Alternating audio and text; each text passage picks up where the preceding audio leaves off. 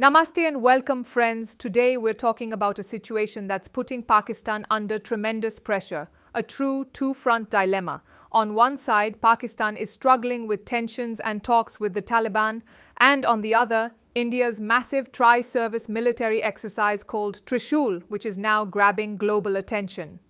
India has announced Exercise Trishul, a joint operation involving the Army, Navy and Air Force, running from October 30th to November 10th, meaning land, air and sea. India is showcasing its full-spectrum combat power all at once. But here's the big question. Is this just a regular military drill, or is there a much deeper strategic message behind it? Stay tuned till the end because we'll also discuss whether Pakistan will choose diplomacy or confrontation.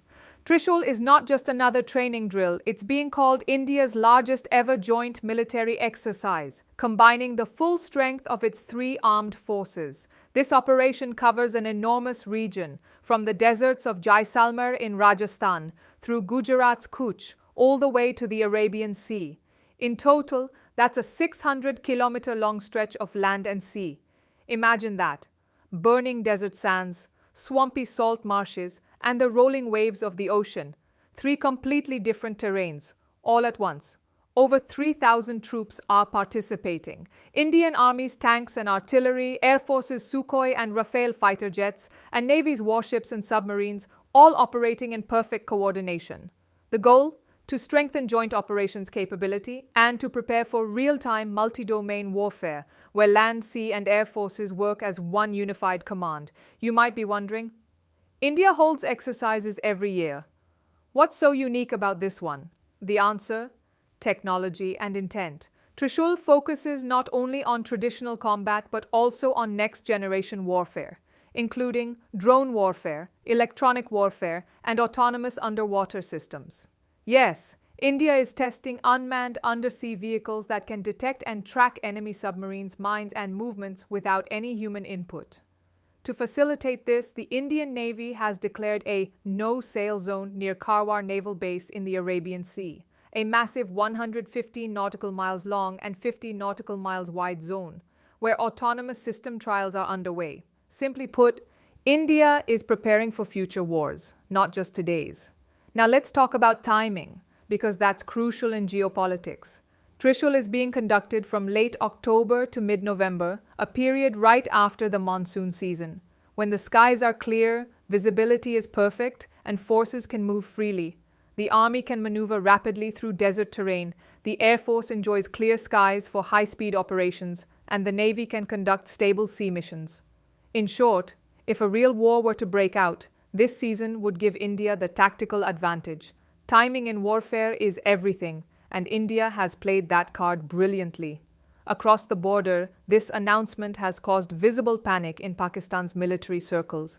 Reports indicate that Pakistan has closed several air routes, especially over Rahim Yar Khan, Karachi, and Sindh, fearing that an Indian missile or aircraft might accidentally enter their airspace during Trishul.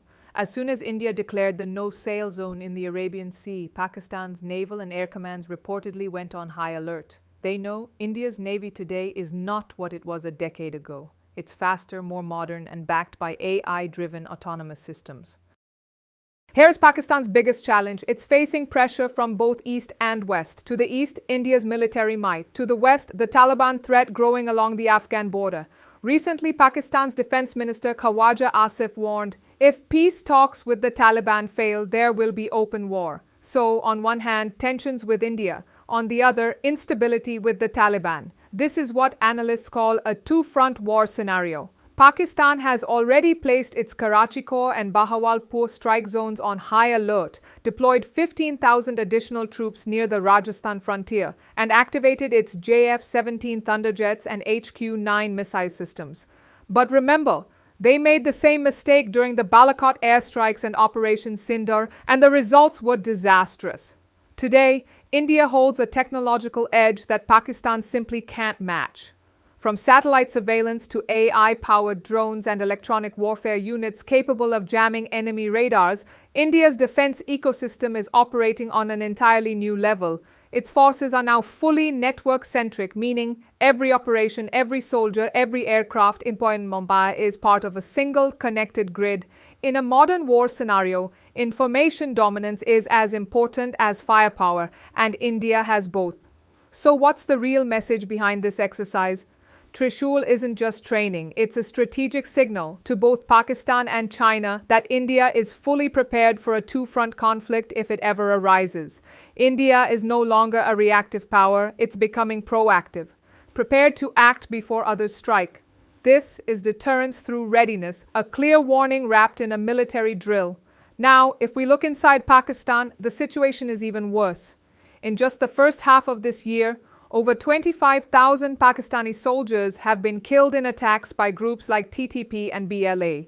The economy is crumbling, political instability is at its peak, and public frustration is boiling over. In short, Pakistan is weak internally and pressured externally. Squeezed between India and Afghanistan, Pakistan has become a geopolitical sandwich. India's timing with Trishul is no coincidence. While Pakistan is distracted by its domestic chaos, India has quietly displayed unity, strength, and precision. This exercise serves two purposes: a military rehearsal and a strategic message to the world that India is ready to defend its sovereignty anytime, anywhere. So what comes next for Pakistan? It has two choices: diplomacy to ease tensions and open communication channels, confrontation to keep posturing for domestic political gains. But experts believe Pakistan simply doesn't have the resources or stability to sustain a large-scale conflict. Eventually, even if it maintains tough rhetoric publicly, it'll likely move toward de-escalation behind closed doors. Friends, Exercise Trishul is not just a military drill, it's a statement, a declaration that India is now prepared and on land, in the air, and at sea for any multi-front challenge the future might bring. Meanwhile, Pakistan is battling internal instability and external pressure, a dangerous combination in geopolitics. So the question remains, will Pakistan choose the path of peace and diplomacy or walk into another cycle of confrontation? Tell us what you think in the comments. If you enjoyed this analysis, like, share, and subscribe for more global geopolitical breakdowns. I'm Your Name, and you're watching your channel Name, where we decode the world's most critical military and geopolitical developments clearly, calmly, and factually. Jai Hind. Meanwhile, Pakistan is battling internal instability and external pressure, a dangerous combination in geopolitics. So the question remains, will Pakistan choose the path of peace and diplomacy or walk into another cycle of confrontation? Tell us what you think in the comments. If you enjoyed this analysis, like, share, and subscribe for more global geopolitical breakdowns. I'm Your Name, and you're watching your channel Name, where we decode the world's most critical military and geopolitical developments clearly, calmly, and factually. Jai Hind. Long live peace and strategy.